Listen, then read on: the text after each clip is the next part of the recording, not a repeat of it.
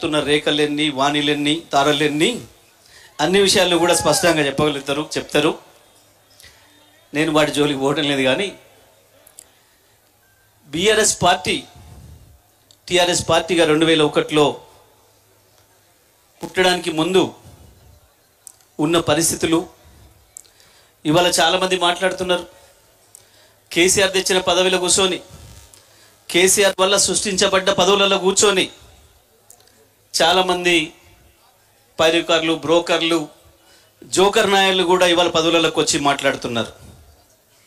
ఆనాడు కేసీఆర్ జై తెలంగాణ అంటే అమ్మో కేసీఆర్ నెంబడి నిలబడితే మాకేమైద్దామని చెప్పి ఉచ్చాలు పోసుకొని దూరం పోయిన ఎదవలు సమైక్యాంధ్ర తొత్తురుగా పనిచేసిన ఇక్కడున్న స్థానిక కాంగ్రెస్ తెలుగుదేశం నాయకులు తెలంగాణలో ఇవాళ చాలా అవాకులు చివాకులు పేలుతున్నారు. అదొక వైపు. ఏముండి ఆనాడు కేసీఆర్తోని ఆ రోజు దానిక తెలుగుదేశంలో ఉండి అన్నా అన్నా అనుకుంటూ చుట్టూ తిరిగిన వాళ్ళు కూడా ఎప్పుడైతే కేసీఆర్ జై తెలంగాణ అని గులాబీ జెండా ఎత్తినరో పారిపోయినారు. ఎందుకంటే ఆ సమయం అటువంటిది. తెలంగాణ యాసను కూడా మర్చిపోయి తెలుగును ఆంధ్ర యాసలో మాట్లాడాల్సిన పరిస్థితి వచ్చింది. మన సెక్రటేరియట్లో, మన అసెంబ్లీలో, తెలంగాణ అంతటా. తెలంగాణ పదాన్ని అసెంబ్లీలో నిషేధించిన సందర్భం. గా టైంలో ఒక్క ఆంధ్రప్రదేశ్ని కాదు, భారతదేశాన్ని కూడా చంద్రబాబు నాయుడే నడుపుతున్న సందర్భం. అటువంటి టైంలో తెలంగాణ ఎండిపోతున్న తెలంగాణను చూసి, వెళ్ళిపోతున్న తెలంగాణను చూసి, వలసల పాలైన తెలంగాణను చూసి నేనున్న తెలంగాణ కొరకు, తెలంగాణ రైతులారా చనిపోద్దు, తెలంగాణ నేతనులారా చనిపోకండి, నేను వస్తున్నా తెలంగాణ కొరకు, ఎవడి కడుపులో తలబెట్టినా, ఎవడి కాలు మొక్కినా మన సమస్యలు తీరవు, తెలంగాణ రాష్ట్రం సొంతమైతేనే తప్ప మనకు ఆ బాధలు తప్పవు అని చెప్పి గులాబీ జెండాను ఎగిరేసి ఒక్కడిగా సిద్దిపేట నుంచి బయలుదేరిన కేసీఆర్ ఆ పార్టీ నుంచి వచ్చిన పదవులకు రాజీనామా చేసి, ఆ పార్టీకి రాజీనామా చేసి ఒక్కడిగా బయలుదేరిండు. ఎన్ని అవమానాలు ఎదురైనా,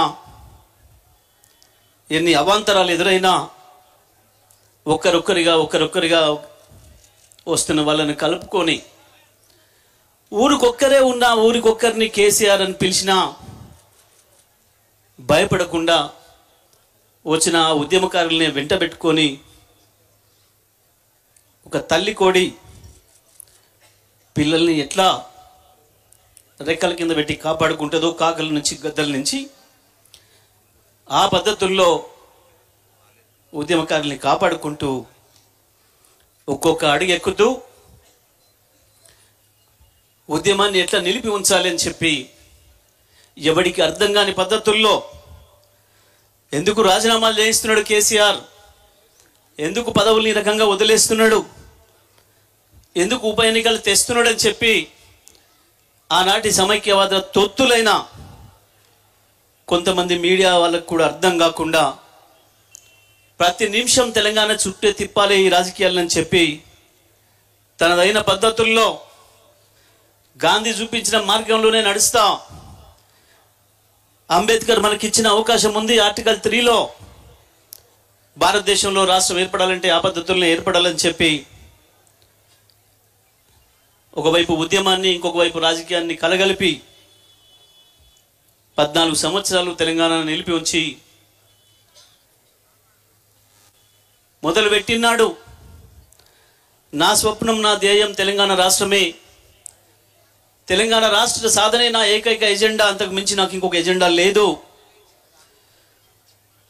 తెలంగాణ వచ్చిన తర్వాత అవసరమైతే నాకు పార్టీ లేకున్నా ఏం లేదు, నేను మళ్ళీ వ్యవసాయం చేసుకుంటా తప్ప తెలంగాణ రావడమే నాకు ముఖ్యమని చెప్పి తను నిర్మాణం చేసిన పార్టీని, తన కన్న బిడ్డ అనుకుంటున్నటువంటి పార్టీని వదులుకోవడానికి కూడా సిద్ధపడి, అటువంటి త్యాగాలకు సిద్ధపడి ఈ రాష్ట్రాన్ని తీసుకొచ్చింది టీఆర్ఎస్ పార్టీ కేసీఆర్ నాయకత్వంలో.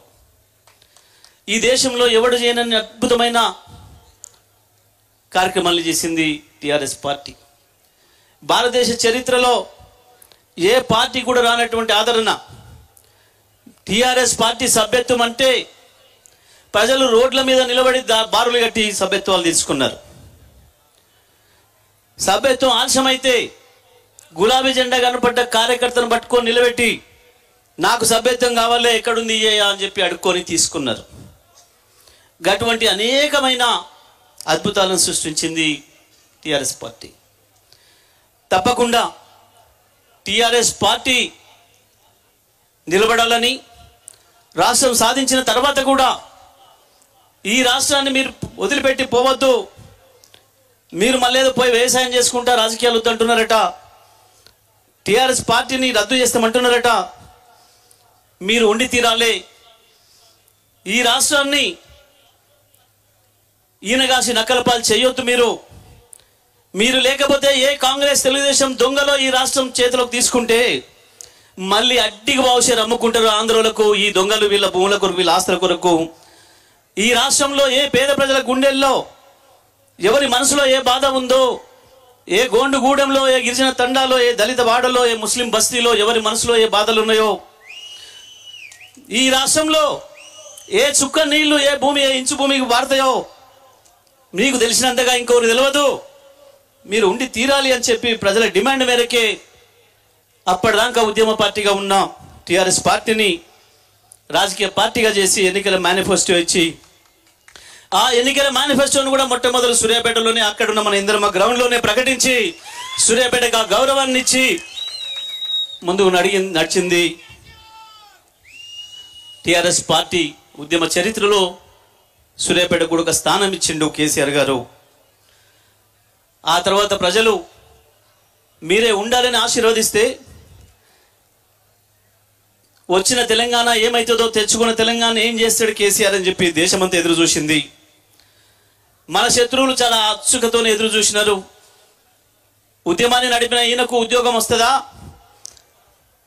పరిపాలన చేస్తాడా అని చెప్పి ఎక్కడ ఏం దొరుకుతుందో అవహేళన చేద్దామని, మళ్ళీ తెలంగాణను పడగొట్టాలని చెప్పి చంద్రబాబు నాయకత్వంలో ఇదే రేవంత్ రెడ్డి అందరు కలిసి చీకటి కుట్రలు చేసి మనకు కరెంట్ ఇవ్వకుండా చేసి తెల్లవారే మన జెండా దిమ్మల్ని కూలగొట్టి తెలంగాణలో ఒక అశాంతిని తీసుకురావాలని చెప్పి అనేక కుట్రలు చేసి ఆనాడు మోడీతో కలిసి అక్కర లేకపోయినా మన 7 మండలాలను తీసుకుపోయి తెలంగాణలో గందరగోళం సృష్టించాలి, హైదరాబాద్లో అల్లర్లు సృష్టించాలి, కేసీఆర్కు పరిపాలన చేయొస్తలేదని అనిపించాలని చెప్పి చేసిన కుట్రలన్నింటినీ కూడా తిప్పికొట్టి రానే రాదనుకున్న కరెంటును 6 నెలల్లో తీసుకొచ్చి పోదురా ఈ దేశంలో కరెంటు తెలంగాణలో అని చెప్పి చూపించి ఈ దేశ రైతాంగానికి కూడా 24 గంటల కరెంటుని ఇస్తున్నా అని చెప్పి ఇచ్చి రికార్డుల మీద రికార్డులు సృష్టించి తెలంగాణను భారతదేశంలోనే అనేక రంగాల్లో ముందు నిలిపిన పార్టీ బీఆర్ఎస్ పార్టీ కేసీఆర్ నాయకత్వంలో.